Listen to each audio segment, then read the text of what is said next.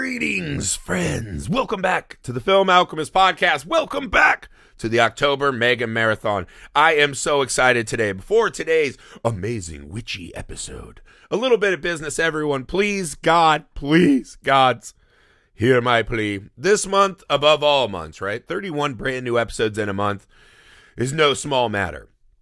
And if you have been enjoying it, which we hope you are, and would like to show us some love, go to patreon.com/filmalchemistpod. We have 3 Patreon exclusive episodes over there that complete the Mega Marathon, right? You're going to want those episodes, I promise you. Bordello of Blood, Kill List, feature-length commentary on 1977's House, right?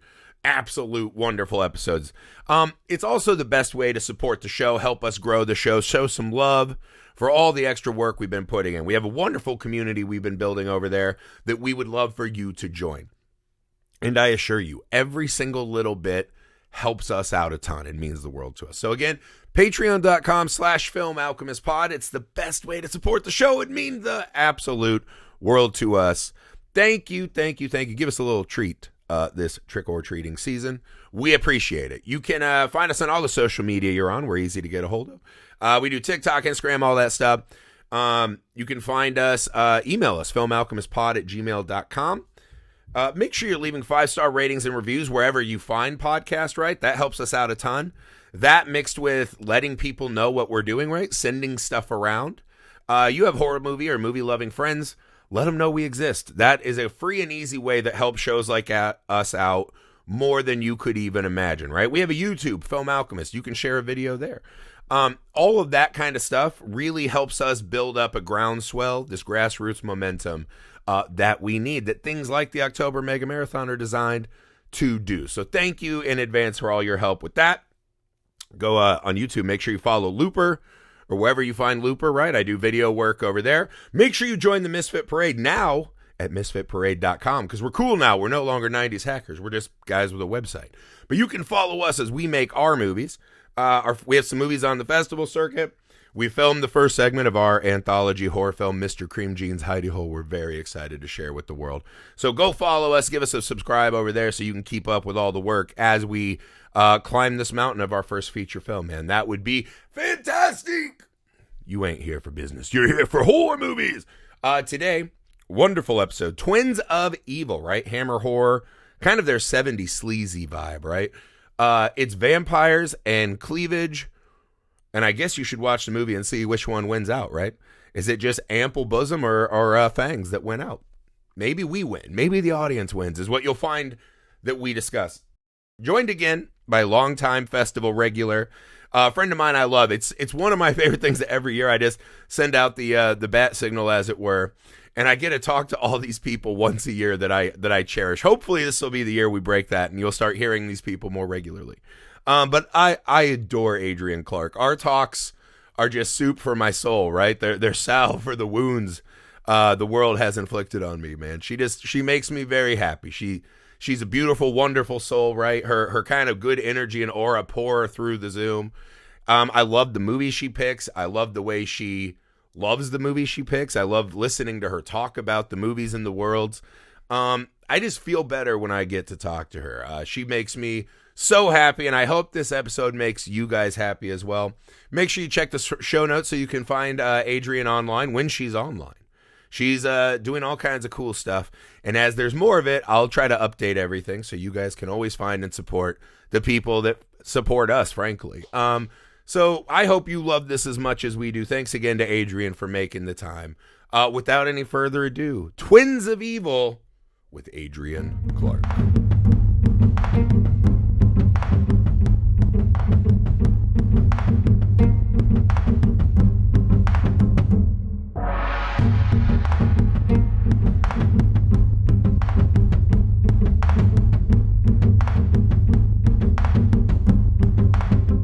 All right, welcome back to the show, everyone. Adrienne Clark, returning champion.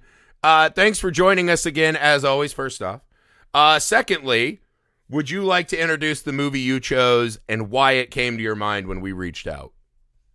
Absolutely. I have chosen for the 2024 October Film Alchemist podcast, Twins of Evil. It's a 1971 Hammer horror film For those of you who are not familiar, Hammer horror is kind of like, I mean, you can't really call it the British Universal, but I mean, Yeah. that's kind of its equivalent in a ways. That's probably how it started. Kind Right? of, yeah. It was I kind of think like so. that.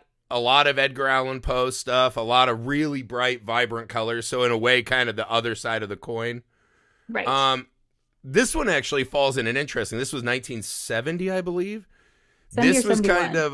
of where they started going, like in the 70s, Hammer horror went sleazy, Yeah. like full sleazy, and that's a fun extra chapter that Universal never got to. Right, exactly. In this movie, you really see it peeping through, Mm-hmm. no pun intended, constantly. And it's so good. I'm just pulling up because I should also. John. Hugh or John Huh is the director. I Mhm. just like to call out a director because, especially this one. This That's movie right. is fantastic. But I picked it because I think I first saw this just a few years ago in 2020. I was going through some of these later Hammer horror films, which is really when they shine, in my opinion. Mhm. They're not necessarily deep. It's not like, it's not like Raw or what's another film that has like a message? I don't know. Hereditary. Yeah, there's not a lot of pathos in this movie. No, but they're fun, and Yeah. I think a lot of times as the mid-century slips further and further into the past, people are dismissing older cinema as fast as they Mhm. can, and they'll use words like slow, or they'll just kind of like they'll make fun of the way that the actors talk or something. Especially if you go a couple decades back to like the 50s, people will be like, "Oh, I can't hear that transatlantic accent. I can't stand Yeah. it." And all of that is really disappointing because it's not all what you perceive it to be. And like, I'm not going to go so far as to say TikTok is ruining everything, because I feel like Twins of Evil was kind of a TikTok movie of its day. But Yeah. but something is lost if we let these kinds of films disappear. And Yeah. this one is so silly, and so blatantly just like B horror, sleazy, as Yeah. you said. That's fun Sleazy to is me. not always an insult, right? And to your point, I do think TikTok's Never. ruining everything. As the father of a son whose kid just got in trouble on the bus because Oh him and his no! friends were humping the seats, yelling "Diddy Party." Oh no! Wow. Yeah. Oh no. And I go, "Do you even know who Diddy is?" And he goes, "No, Dad. Diddy's a party." And I was like, "Dear God." I Oh was like, "You're not God. allowed on YouTube or TikTok." So yeah, No. these things are not good for people. Not that I'm saying the No. answer is for him to watch Twins of Evil. Someday, the answer But at is- least he could learn on accident some pretty cool and scary stuff, right? So this is Yeah. part of a trilogy, the Karnstein trilogy, right? With the Yeah. vampire lovers and lust for a vampire. If you didn't immediately watch this one and get what they were going for. right. I kind of love this movie because really it is just essentially constant side boob. Like that is really the movie's go-to motif. Like even the peasants where they'll be like, "Oh, I'm just a lowly working peasant." Giant boobs flopping out of the dress Oh yes. constantly, right? The first Yes. time the sister is seduced by the vampire, right? And she's going in. It starts off almost like she's going to kiss the peasant girl and then goes for her boobs to bite. When the vampire lady wakes up and Karnstein's seduced, there's this weird, like her just grabbing a candle in a very, like this movie's trying to tell you without telling you, right? Right. But as fun as that is, and you'll never hear me say we need less of that in movies ever. I think it's a very important, awesome thing. I do think this movie really actually has this amazingly dark, insidious, and terrifying base story. Absolutely. That I'm not even sure the movie is prepared to grapple with at all. The movie sets the stakes right off the bat, right? It's kind of a man and his woman in the woods, whatever. They're hanging out, man and wife. And Peter Cushing, right, just bust in, grabs this guy's wife. He's powerless to save her. And they immediately light her on fire while they're praying to God. Mhm. And it's one of those, I feel like the Salem witch trial is a big thing that influenced a lot of stuff here. I feel Yeah. like we kind of gloss over the horror of it a lot. Right. This opening scene is fucking terrifying. And again, they set this, and it becomes this very prevalent flavor throughout that by the end just kind of gets washed away as we all become good guys. Right. But again, to your point, I think this movie on the surface seems one thing and is so much deeper than it gets credit for. I completely agree. And rewatching it for this podcast made me think of that again, because I feel like that also, for me at least, movies don't necessarily, not every movie sticks on every level, right? That's why you got to rewatch it. You forget stuff or you remember the main motifs and the like silly stuff about this. Even the title, which is obviously a double entendre, Yeah.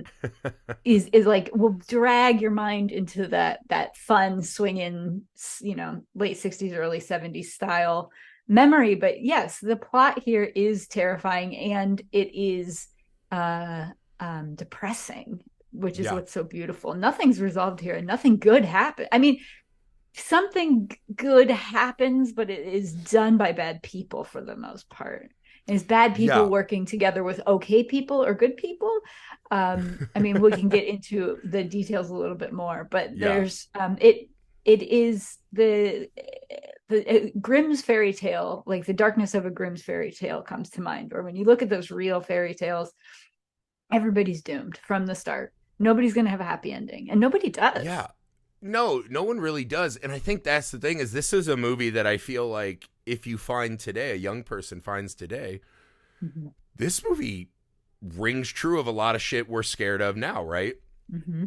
The story being about these two lovely twins that parents die and they're sent to live with their uncle. Lo and behold, their fucking uncle is the guy who's running around lighting everyone on fire with his Brotherhood, right? And the moment he walks in, all they did was they're these two kind of lovely girls. They're waving at little boys who are running by the carriage. And they just have like, green dresses and fucking feathers on their hat. And he just comes in and it's pretty much, whores! Just like immediately goes in on them.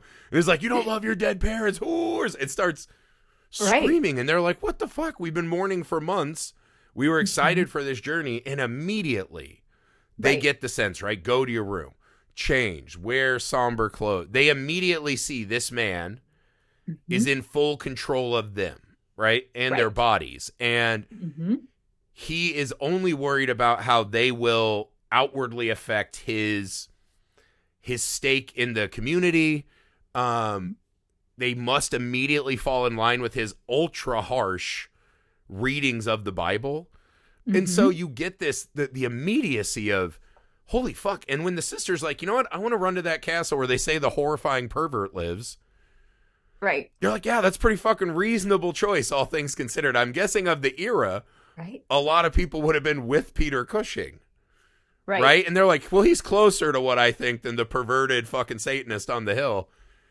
I don't think it's fucking crazy, right? When he's listing the Count's many crimes of sex and this and that. And she's kind of, oh, that sounds pretty fucking fun up there. At least I'd be free. I think this movie is maybe even more speaking to the moment we're in now than it might have even been at the time. It's true. I want to point out one of the things that not only do they understand that their uncle, Gustav, played by Peter Cushing, wants them to behave a certain way to reflect his values, but the one sister points right to it. It's not only to reflect the values, but to keep him from being tempted to sin. She straight up says it. She's like, oh, the one sister has the candle on, and the other sister says, you better blow that out. And then the more bold sister replies with like, no, you see, if you leave it on, that gives him a excuse to come up here and see us in our wants to come up and spank and us, punish us, and that's like a thing that, it's an aspect of this whole, war between different ideologies that continues today. And you see it in like, different racial groups being sent home because their hair's distracting. Or when I was a kid, it was spaghetti straps would get you in trouble in school. The spaghetti strap wars. It's the same thing. What are we really talking also, about? Also, here, our age was the low hip pants. Oh, yeah. Where you could see the top of the pelvic bones, and people were fucking furious about that. Yeah. I mean, I don't miss those pants, though. Those are pants. I can't imagine they would be fun to wear. No. But again, it's like, they're just fucking pants, dude. What's the big deal? Exactly. But yeah, because she kind of says it. She's like, oh, I know men like him. Right? Those men that like, they linger extra long, or they're coming to admonish you, but really they just want to get close. Right? And you get that sense of because again, this is a vampire story, right? This is a satanic imbued vampire who's feasting on them, right? Right. But what the movie really plays as is that no matter what these girls do, no matter where they go, they are fucking preyed upon.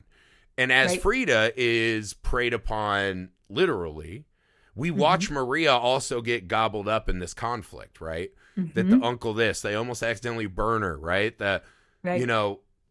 People want to protect her for various reasons, or she's a consolation prize for Frida. She has to stay home and get fucking whipped by Gustav, pretending to be the other sister so she won't get punished, right? So even her being this good and virtuous beauty that the movies want us to think is the ideal, she fucking suffers for that. Right. Which again asks the point, is she right or is Frida right? Right. And good and virtuous, I think, is what we're generally meant to see with that kind of behavior, but just effectively frightened is more accurate. I don't know that, she's not wrong that you probably shouldn't go to this castle with this crazy, scary guy. At least stop in once, right? Drop in before you just go throw it out. Yeah, she's not wrong that's also dangerous. Like being risk averse in I don't even know what century this is pretending to be. Right. 16th, maybe 15th. That's what I had in mind. I guess. Yeah. It says the 19th century in Middle Europe.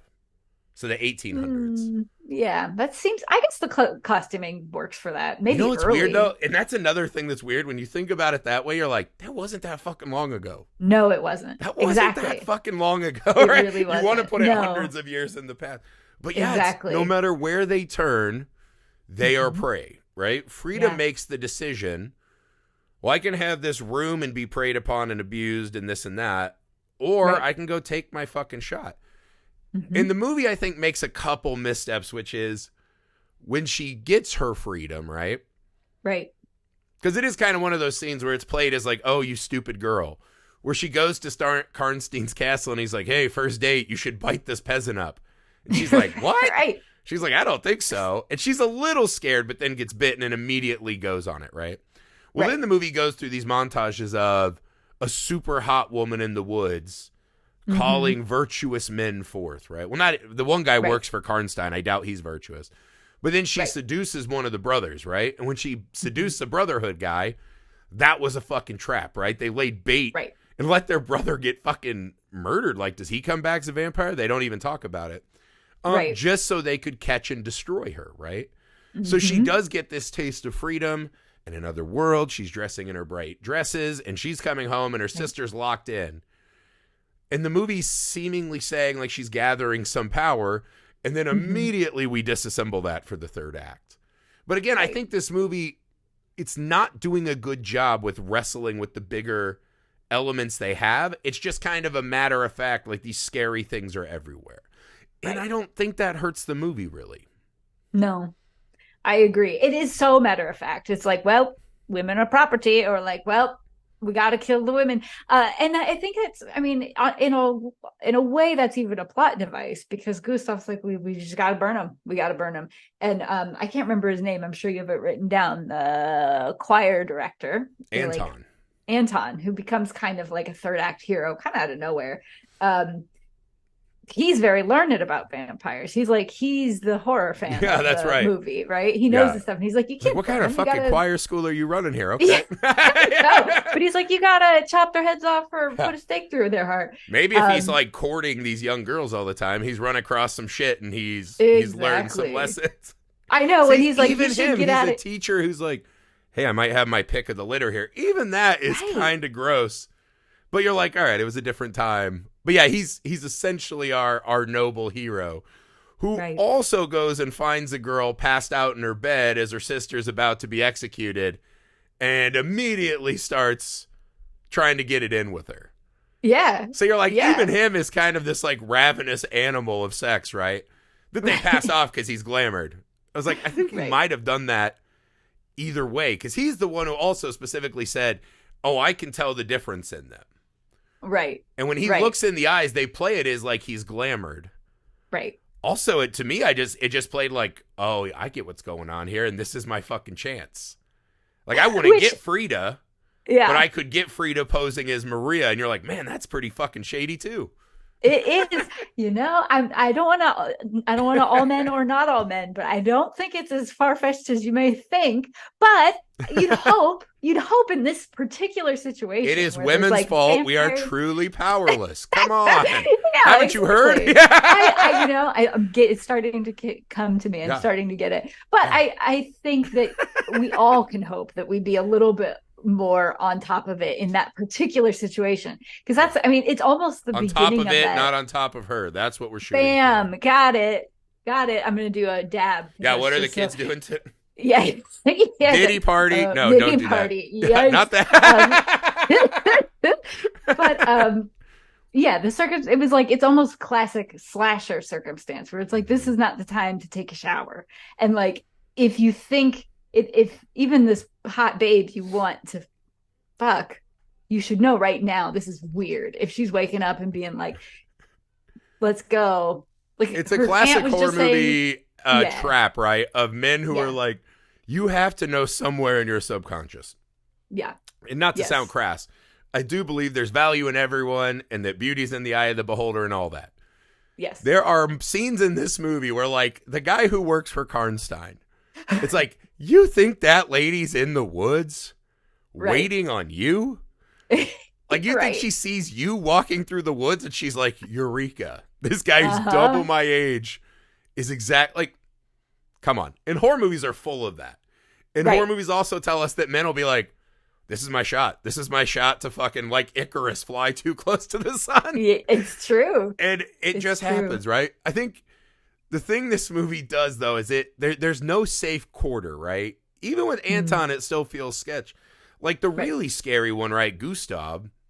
Like Mhm. literally he's mad he can't go burn this guy's or this wife because she lives in the woods. Apparently any people who live alone in the woods, especially women, he just goes and gets them and burns them up, right? Right. Which is essentially state sanctioned as long as he doesn't kill Karnstein. Right. But Karnstein's in the room and he's just like, I'm a Satanist, what's up? And they have this like dueling back and forth and Gustav knows he can't kill him Right. or the Emperor will come get him. So what's he do? On his way back, they find a fucking desiccated body by a tombstone. We don't know why there's vampire attacks happening yet because the vampire hasn't woken up. Right. It doesn't really matter. What we know for a fact is the next woman they see is just a woman walking down the road with a bouquet of flowers. And they're like, get her! And they just run her down on horses and just hard cut to her on a pyre. Yeah. And the fucking brutality and horror of that moment, I think Mhm. actually does come through essentially what is this kind of tits film. Like Yeah. that is a fucking horrifying thing. And again, it is Yeah. kind of ironic too in the movie that is essentially bringing us to the theater or getting us to play it because we want to see the hot vampire ladies. Mhm. It is reminding us of this constant predatory nature that we Right. may in fact be a part of just by Mhm. wanting these kinds of movies, right? So I don't know. Again, I think nowadays we're so used to anything that is subtext being turned into a weaponized text, right? There's very little subtext in modern horror, right? Yeah. Even movies that are, we get it, it's trauma turned into a monster. They really fucking bash your brains in with it. A24 Right. movies, right? Right. This one, it's just background painting. Yeah. And I think in a weird way that banality makes it so much fucking scarier. I agree. Get Sorry, that I'm moth. catching moths, dude. I are leaving the door agree. I think it would be interesting to see if that ever comes back. I don't know if it ever can. I wish I was I don't wish I was my age now in 1971 because that would mean I'd be quite old in 2024. But I'm not trying to rush myself to my undead grave.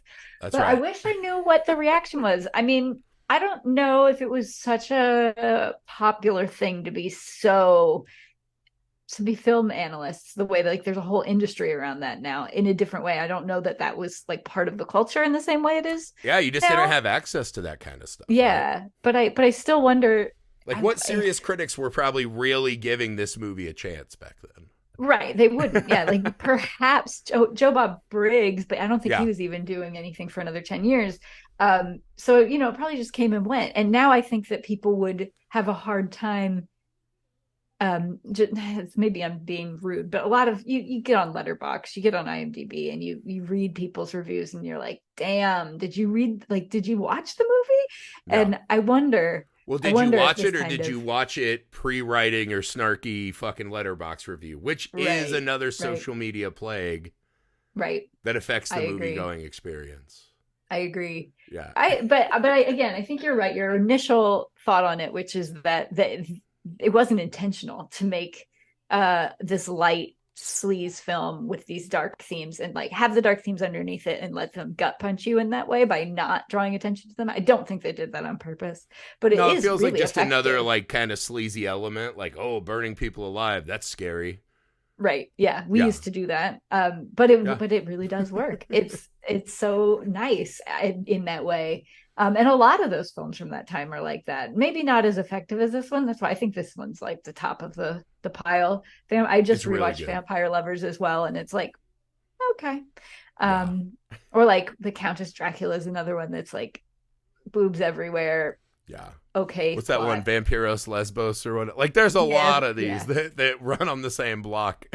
Yeah, but this one I think it's just a really strong story because of like what you're saying, the predatory nature of things, and the doom. I think, like I said before, it's just from moment one you know that everybody's doomed, and you actually get to watch most people become doomed. Karnstein is not a vampire at the beginning of this movie. He's a Satanist for some reason, which seems like a really lame one. Yeah, a really lame one, and like he looks like Jimmy Fallon too, which I don't think we've brought up yet.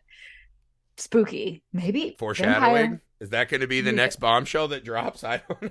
Yeah, that Jimmy Fallon's a vampire, but he's not. Like we were just kind of in that section of the film mentally when you're saying that they went to go find another woman to burn, and Karnstein's there, trying to get it on with her or getting it on with her, which kind of just cements their feelings about her being evil. But but he's doomed too, and I'm sure at the time, again, it's like bad guy. He's a Satanist. Yeah, he's a nepo-Satanist, though. Yeah, but I feel bad for him in a way, too, even though he doesn't necessarily deserve my sympathy. But I don't think... So why would you think that way?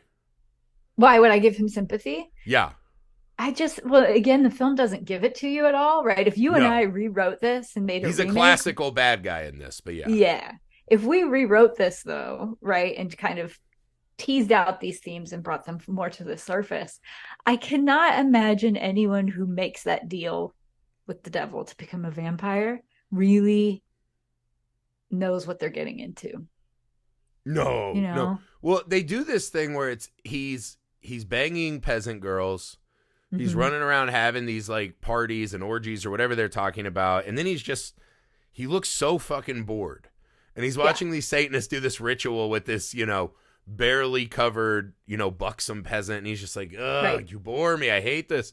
He's like, my ancestors made deals with the devil, and they got taught the real shit, and I'm just here playing around at it. Right. The funny thing is that under that table, the ritual table, is this fucking corpse of some countess in his line, or if that was his sister or a lover. We don't really know. Right. But he is very physically drawn to her immediately, knowing that she is a reanimated corpse. He still cannot hold himself back, so it gives it this, maybe he lost something and is pining after. This was his deal, was to get this girl. Well, then, of course, she kind of disappears for the rest of the movie. Right. So who knows what that was, right? Whether that was the devil manifested, whatever the fuck. But you see there's this yearning for something, right? Beyond just... Because he's like, I've gone beyond the pleasures of the flesh. And it's like, oh, you poor baby. How fucking hard of a life. And he's like, I want something more. And we get this sense that there's a big empty space that he cannot fill. Right. With all the weird, devious sex. Mm-hmm. And this woman, for but a scene, seems to bring that out in him, right? And then she kind of puts the nail on the head that he's the undead. The mirrors for the living. Mm-hmm. And it kind of becomes this beautiful... parallel symbolism for what he already was. That he was kind of just this guy running around just destroying people and banging whoever just to try to like get some feeling, but he was already the undead.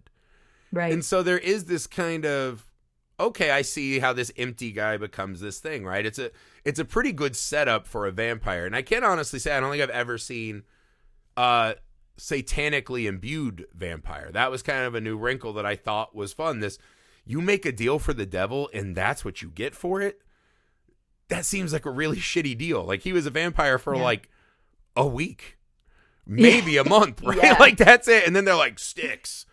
Yeah, like, well, that's all why right, that's why I think he's sympathetic in some way. Or maybe I have empathy for being in that scenario. Yeah. Where if you make this deal, but like, that's what I'm talking about. He's doomed, and you know in that moment. You don't know when you're watching the film that if you'll see him die or not, but you know it's never, nothing good's going to come from it. You There's never win a deal with the devil. Yeah. Like, that's just not a thing that happens. No. And again, I think he's a really fun villain in the movie. Like, he's having a lot of fun. They give him this very bizarre, like, sidekick Jokum, who's just like this badass, like, stealthy murder machine. And so there's just like a lot of like weird, like, that's the thing that's so beautiful about these Hammer movies is the sets. It's gorgeous, the colors. There's just a weirdness to all of them that this one really exuded, right? One thing I did want to ask you about. Yeah. What did you make of the fucking bizarre Gustav turn? Because he is the least fleshed out character in the whole story.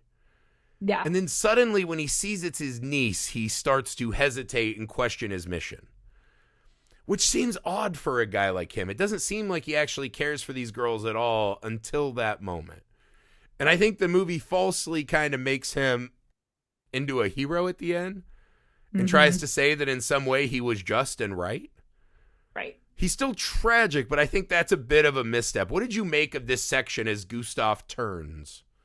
Yeah, he turns and he doesn't turn, though, right? So he finds Frida. That's a good point. He doesn't turn. The movie turns for him and says he's a good guy now. Right. Because he does have a visible, like, reaction when she's like, because to set the scene, she bites the brother. She hears him coming. She can't escape. She decides to try to lie and goes to her uncle, and she's like, "Oh my God, we were attacked by vampires!" But she has blood all over her mouth. So nice try, Farida.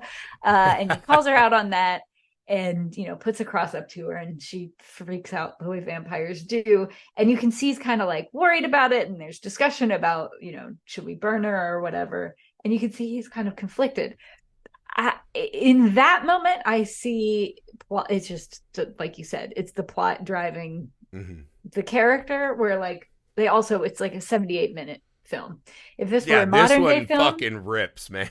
Which, like, yes, I love it. This is like that I want to go to bed early, but I feel like I can watch a movie. This is A+. Yes, exactly. I feel like if they'd had more time, maybe they would have added a scene where with them as a family, where maybe we get to understand, that he is the sibling to whoever one of the dead parents. And maybe they have a moment where they actually kind of see eye to eye, where maybe he and Maria have a good moment, or he and Frida actually have a good moment where it's like, this isn't necessarily going to be a bad situation in perpetuity. Right. Something to humanize him, because he had no reason to care it was her, other than like, I guess, family line. But then he doesn't turn, because after that, he then marches home to, like, I don't know what he's going to do to Maria. And his wife has to be like, what? And she's like, you're not doing anything to Maria. She's awesome. I fucking love that scene. It's so good, right? Katie, his wife. Yeah. That to me is kind of the coolest scene in the movie that doesn't feature tits or vampires. Which isn't a lot of scenes, right? So maybe that's small honor. But that scene meant a lot to me, right? Because she is this, like, scared woman. The moment they show up, she's like, oh God, please go change. He's not going to like this. She's fucking terrified of this man. Did they ever have kids? What's their life? Like, what sent him down? Like, I feel like very few people find themselves on the religious zealot path, or especially people that are religious, but they really take to this, I need to punish the shit out of everyone around me religion. Right. Is such a weird deviation that usually I feel like there's something bad that leads people that way. Right. And with him, we don't get that, right? But in this scene, for but a moment, his wife becomes a person again, and she finds her legs, and she blocks him. And she's like, you're not going up there to fucking hit that girl. And he's like, the Bible says youngins are to be, fucking abused. And what, like, this is what the Bible says. He's coming home to take his aggression out on the good daughter. again, the daughter who's doing everything he wants, and he's like, I better go whip her ass again and chastise her just to make sure she doesn't get out of line again, which is so fucking twisted. And the wife, was like, I believe it from Frida. Not a chance that girl has done wrong, and I won't let you go after her. And you see Gustav stop. It's the only person in the movie he looks at with a bit of reverence, or that he sags away from, right? Like when Anton writes the church, he's like, I'll fucking get you and your sister. He's going after everyone. But his own wife, he kind of looks at her, and there's this knowing, vibe between the looks that, it wasn't always like this. And he kind of realizes in that moment, I think, how far gone he is. And it is a small acknowledgement that he just never has had in the movie up to that point that I thought was really beautiful and poignant. Yeah. And it's doing a lot of heavy lifting because, like you said, there's no reason for him to have this face turn from a heel turn to a face, to use some wrestling terms. Oh, yeah. But we gotta do it. We gotta have two heroes. We've got Anton, who's like handsome young. I put question marks after all those words. And we need our I feel like people, whatever era they're in, I feel like I can see them at the age they're at now. Yeah. If that makes sense. So even like hot ladies in like 60s movies, I feel like I see them as grandmas. It's like a weird disconnect I've always had in my brain.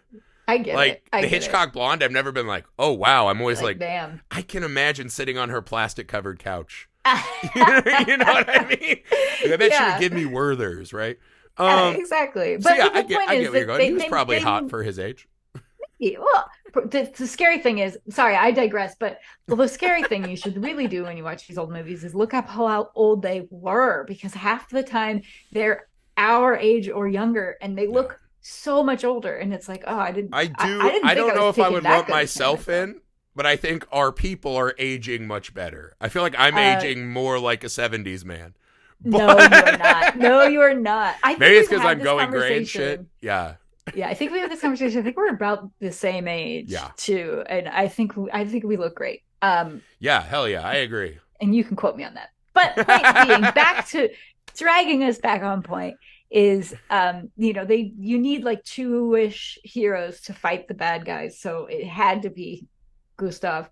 Again, in a version that you and I write, where we like kind of modernize this, I think that's a really cool. It could be a much more interesting journey from being a villain to being the unwanted hero. I don't, not that it would redeem the horrible things he's done, but it would be more interesting. It's still interesting, but it's not really. They don't do a lot to justify him. Yeah, and again, he does get his just desserts, right? Like when confronted and he gets the chance to fight Karnstein, he's like, I've been waiting for this for a while. And he's like, all right, you get one shot, old man. And he's scared and he misses and gets fucked up, right? They throw the thing in his back and chuck him like he's trash. Right. So he gets exactly what he's coming. But even that scene when he's the one who gets to behead Frida, I was like, man, I don't know if I love that, right? Because he does. I think what they're trying to do, and maybe it worked better back then, is like, take her to the chapel. Like, oh, that'll fix it. You drove her into the arms of this perverted occultist vampire.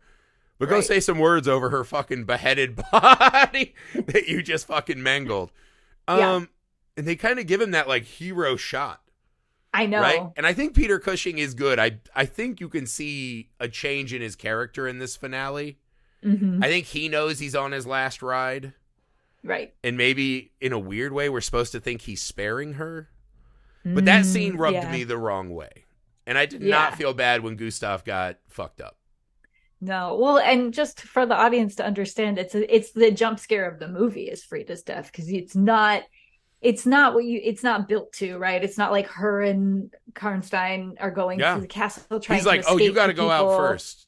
Yeah. Right. And if we were going to draw it out, we'd see them coming, we'd see Gustav coming, we'd see him being like, hand me an axe, right? And there'd be that, and you'd see them coming closer, and then she's coming out the door, he's coming down the thing, and we'd know it was coming, but you don't get that at all.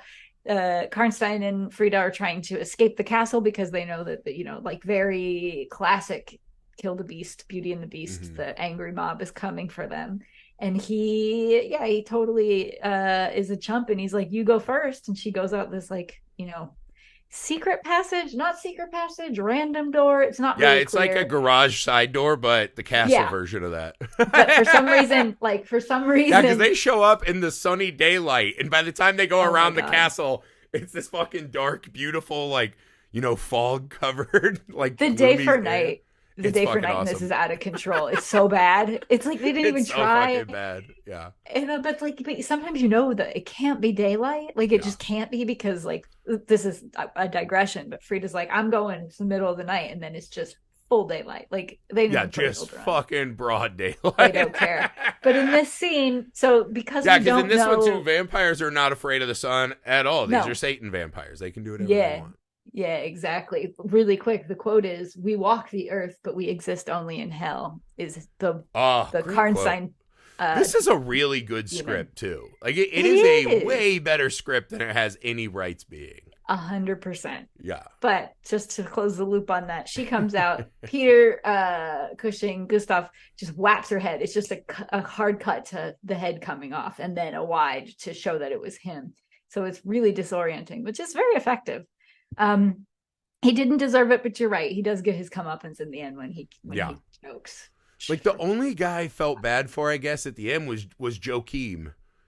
Because he goes out and he's just like got like a torch and a weapon. He's just fucking everyone up, and then gets overwhelmed. And you're like, well, that guy, that feels like a sad life, right? He was brought in as like this fucking servant.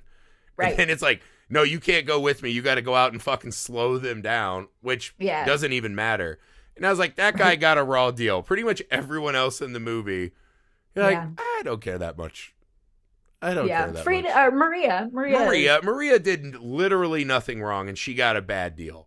And they do this cool thing where, like, she feels all of the pain and agony that her sister goes through without any of the ecstasy and pleasure. And you're like, well, that's fucking brutal, too. It is. But yeah, it is. I think it's a movie, again, most people are coming for the pun that the movie's offering, right? The twins of evil. And you get a lot of twins in this movie. And that's fucking great. And it's in a beautiful, interesting set, and the costumes are great, and the cast is great. I get all that. Yeah. I do fucking appreciate that this one is written so much better than a lot of those cousin movies you were talking about with this. And again, like, whether they meant it or not, there's just a real brutality. And Peter Cushing is a real, true blue, terrifying horror movie monster in this. Yeah. And I think that just adds to the, you know what I mean? If you can get that kind of like top-notch lizard brain fun, but you still leave with some stuff to think about, I think that's awesome. Like this era, like a lot of my friends don't like the Hammer sleaze phase. And I really did like it. I still think it had that kind of Hammer quality to it. Right. That, if I'm going to watch a sleazy movie anyways, I just want to see Hammer make it. Yeah. And I thought this is one of the better of their 70s era movies for sure. Yeah, it's like when I collect paper horrorbacks. I do reviews of them. I've been doing that since before it was popular, but then before Grady Hendrix came on your block. Yeah, Grady Hendrix came along and did the really smart thing and made the book. But he talks about it a lot. There's several of us out there who talk about it a lot, that people will get into wanting to collect the paperbacks and they'll just go for the lurid cover, but they don't know anything about the publishers or the time period. You don't want to buy a Zebra. Well, if you're a completionist like the rest of us, you may want to buy Zebra because the covers are great, but the book is going to be bad. It will have not been edited. Really, it's going to be terrible. And that I make that metaphor is similar with horror, Hammer horror specifically. Is there's a reason that people looked down on the genre and considered it porn or just in bad taste in the 60s, 70s, and into the 80s. Is there was a lot of crap out there, and Hammer made a lot of crap. And yes, they did. For me, crap is boring. Yeah. Right. I don't need it. That's the number one horror movie saying you cannot be boring. Right. And they have a lot of those where it's just filler. It's just like slop it out so the piggies Yeah. will eat it up while they're in the theater, you know. But they're not all like that, and I hope that our discussion will let people know that there are some out there worth seeing. I think people should chase this movie down. It's fucking great. Yeah. It's really fun. And, you know, to your point, it is the Hammer thing, right? I saw a comedian did that joke once. He's like, I always hear people say, don't judge a book by a cover. And he's like, why do you think they spend so much fucking money on book covers? Right. You know what I mean? Because we all look at that, and that is like 80% or more of what we're choosing if we're going to get this book on. Maybe not that much, but like that and the author name are probably like the first two things. Mm-hmm. And if you don't like one of those, you're not probably going to buy it no matter what else it says, right? And so Hammer knew what we wanted. Horror is an inherently kind of bestial genre at times. You know, there's blood and guts, and it's physicality, and that kind of fear and sex response are very similar, right? So I think it's just a genre that lends to a lot of that exploitation element. Right. Which is fine. I don't mind telling those stories or having fun watching those stories. But it is a real treat when you can see the extra elements that this one clearly had in it, for sure. I completely agree. The one thing we got to point out, the British people were deeply confused about where the heart was in this movie. Yeah, they're just chucking it anywhere in the middle. Almost all of them were under the ribs. Yeah, my wife is a nurse, and she's always really on that. And she's like, do you know where it actually is? I'm like, I'm not a doctor. I don't have to know that shit. I know it's here. I know it's in. But you know it's the up part, not the down I don't. part. If I had to draw it on my body right now, I bet if it was a Venn diagram, it'd be like a small sliver. I bet I would get on there. Well, I know it's off to the left side, I think. Yeah. It's off to the left side. I don't think it's closer to the back. Maybe it's closer to the back. The lungs are closer to the back. Yeah. Doesn't matter. Also, I remember the Operation board game. Yeah, and that's also a misnomer though, because everything's stacked on top of each other. Exactly. Like, there's not space. There's not all this like. And it's really hard to grab it. I remember that. Yeah. That is true. And then it yells at you. One other thing that I wanted to make sure we talked about is but maybe you'd already said it, is the concept of becoming a vampire in this movie and it being a gift from the devil. And I wrote down what it is, and I just think that there's one other place where I've found this in media, and perhaps you have as well. So I just think we should see if we can run those down. Is that when you're bitten by a vampire, it's your devotion to Satan that keeps you from dying. So if you're bitten by a vampire, that's and wild. You're a good person, you just die. And if you are like devoted to Satan, which seems a little specific, because like I'm not devoted to Satan because I don't actually personally. Oh, that's why the Brotherhood guy never comes back. Right. But what about Karnstein's manservant? He doesn't come back either. Right. And also, I don't feel like Frida was devoted to Satan. I think that's a little too specific. I think it should have been like she was devoted to like a spring break lifestyle. Exactly. We've all been there. That's not Satan worship. I guess that's what they mean. Well, maybe in her heart, she had so hardened to her uncle Gustav. Right. She wasn't just afraid that the devil did some legalese and was like, close enough. But I bring it up because I think I've brought this up in years past, but I'm a DM for a D&D group, and we are doing Curse of Strahd right now, which is like one of the highest rated stories and vampire stories, and it's going to go on forever and ever. I'll probably still be leading it next year when we talk, so ask me about it. But that I fucking love Strahd, spoiler alert for anyone, but that is where his power comes from, is making a pact with the dark powers. So that is also was the only other vampire I can think of in media that it wasn't bitten necessarily, although I mean Karstein was bitten, but that's almost just like, I feel like you could take that out and he would still have become a vampire. That feels very metaphysical and surreal, that scene, right? Yeah, totally. So I'm just wondering if is there any other vampires like that? No, because even in the closest thing I can think is in Life Force, where they're like the vampire aliens. Another classic of the breasted vampire genre. Yeah. But she drains them of their life force without a fight, and then they become like these little desiccated husk people. Yeah, but it's not really like maybe a devotion to her, I guess. Mm-hmm. But yeah, that would be the closest, because she can also jump from body to body and take over new female forms. Right.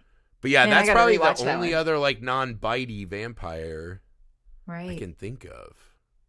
Interesting. Man, I gotta think about that. Yeah, yeah, I'll have to put that in the back of my brain. Like. Curse of Strahd, I love it. Yeah. Yeah. Okay. Well, we'll have to think about this. There's a lot. There's much to. I'm sure the listeners will start sending me a long list of the things I forgot. It is the great thing about podcasting is there's a lot of people that know a lot of shit. Yeah. And they'll back you up. They'll come and let you know when you fucked up. Well, I hope they all watch this movie. I mean, we haven't even touched on it more than a little bit. The lurid, beautiful sets and like everything in the castle. That is weird, just a Hammer staple. Hammer doesn't turn out ugly ass movies, man. Don't. That castle is incredible. That weird tunnel before she walks out into the fucking fog covered graveyard. It's just, it's beautiful, man. I fucking adore Hammer films. For just that alone would be enough for me. Totally. It's a great movie. That's it for the Twins of Evil. Adrienne, thank you as always. Do you have anything you want to promote to the people or where they can find you? Sure. Nothing to promote right now. You can always check out some the long dormant Fantastica website where I and some others do reviews. A lot of horror novel reviews are on there as well. I'll be doing some new ones soon. You could try to get me on X, but I very rarely show up on that hellscape anymore. Same. I am on there the absolute bare minimum I need to be. Yeah. I don't need to watch people like punch each other's heads off, and that's like all it is. But that's Adrienne Edits, and on Instagram, October Country, and I'm probably going to start to put a few more reviews and maybe some links to fiction up there on Instagram. So nice. I guess I'm Mark's bitch right now and not Elon's. Just goes back and forth, right? Yeah, pick your fucking tech overlord like Mad Max style. That's my goal, is to someday be successful enough that I can just not be on social media. And other people will talk about that weird old guy who's not on there. But they love his work and they love his sex horror comedy. Yeah, that's the dream. That's the dream someday. The main plug is to listen to Film Alchemist podcast, which you're already doing. Oh, thank you. Yeah, you're on a lot of great episodes. You're our resident scarecrow expert. Next year, maybe another scarecrow movie, or They Look Like People, which we almost did this time. Oh, that's a fucking... See, this is the problem. We do 31 episodes, and it's never enough. It's never enough. And then this time... Well, you got to come back before October. You always say that. What I always tell the guests, though, is you have to get a hold of me. Okay. Because I'm one of those write a list out every day people. And like, if it's not on that, my brain can't comprehend outside of that. So valid. Okay. Well, maybe we'll work on it. I'm going to give you a nice long when you're ready to talk about large-breasted monsters. Anytime, and I'll answer the call. It's all I ever want to do. So I will definitely hit you up on that. Same. Okay. Well, thank you as always for having me on. It's a highlight of my Halloween season. Well, thank you very much. You guys know the deal. 31 days, 31 pods. I'll be back tomorrow with another incredible horror adventure.